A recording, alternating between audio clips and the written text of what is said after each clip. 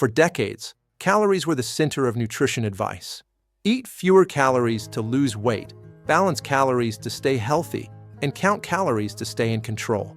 This idea became so dominant that many people began to believe calories were the most important thing about food. But in recent years, the World Health Organization has quietly shifted its focus. Calories still matter, but they are no longer treated as the main driver of health. And there is a very important reason for that. The WHO did not abandon calories because the science changed overnight. It moved on because calorie-focused advice consistently failed to explain real-world health outcomes. Across countries and populations, people following similar calorie intakes were experiencing very different rates of obesity, diabetes, heart disease, and metabolic disorders. Something was missing from the picture. What research revealed is that calories tell us how much energy food contains, but they say very little about how food behaves in the body. Two meals with the same number of calories can trigger completely different hormonal responses, appetite signals, blood sugar patterns, and levels of inflammation. These differences matter far more for long-term health than the number on a label. One of the biggest reasons WHO shifted away from calorie-only thinking is the rise of ultra-processed foods. These foods are often engineered to be low-cost, long-lasting, and extremely easy to consume. Many ultra-processed foods can fit neatly into calorie targets, yet still drive overeating, blood sugar instability, and metabolic stress. Calorie counting alone could not explain why this was happening. Research consistently shows that ultra-processed foods bypass the body's natural satiety systems. They digest quickly, require little chewing, and often lack fiber and food structure. This makes it easy to eat more calories without feeling full. From the body's perspective, 500 calories from a whole meal and 500 calories from processed snacks are not equivalent experiences. Another reason calories lost their central role is appetite regulation. The human body is not a calculator.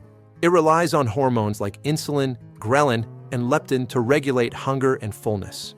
Foods differ greatly in how they influence these systems. Diets focused only on reducing calories often trigger increased hunger and cravings, making long-term adherence difficult. This biological pushback is not a failure of willpower. It is a predictable response. The WHO recognized that calorie-focused advice unintentionally promoted unsustainable behaviors. People were encouraged to eat as little as possible rather than eat in a way that supports stable energy and satiety.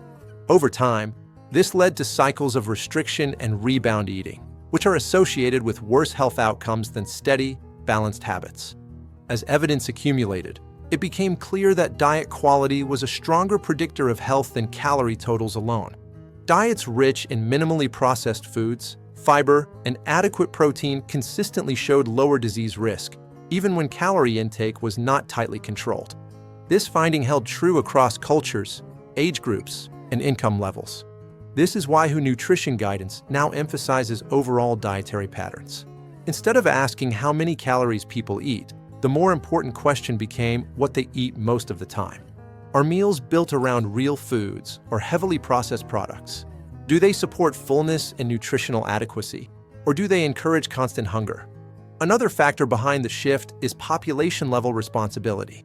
The WHO develops guidance for billions of people, not just motivated individuals. Calorie counting requires time, education, and stable food environments. It is unrealistic as a universal strategy. Focusing on food quality and patterns is far more accessible and effective at scale.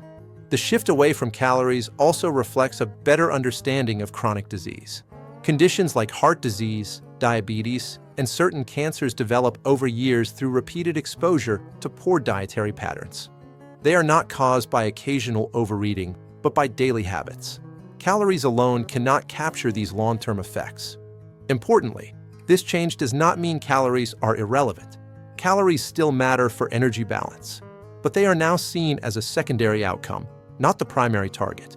When people eat foods that support satiety, blood sugar stability, and nutrient adequacy, calorie balance often improves naturally without constant monitoring. This approach also reduces fear around food. When calories were the main focus, eating became a moral exercise.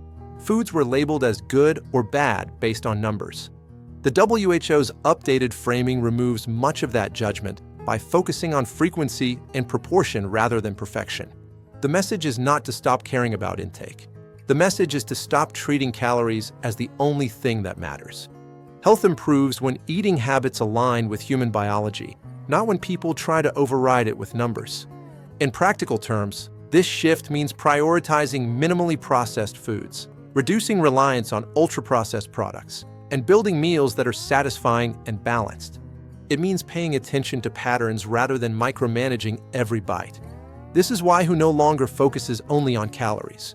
Not because calories were wrong, but because they were incomplete. Nutrition science matured, and public health guidance evolved with it. In a world still obsessed with numbers, this perspective may feel counterintuitive, but it reflects one of the most important advances in modern nutrition science. Health is not built on math alone. It is built on habits repeated daily in ways the body understands. If you want more clear, evidence-based explanations without hype or diet confusion, feel free to follow along. Sometimes the biggest shift in thinking is also the simplest and the most powerful.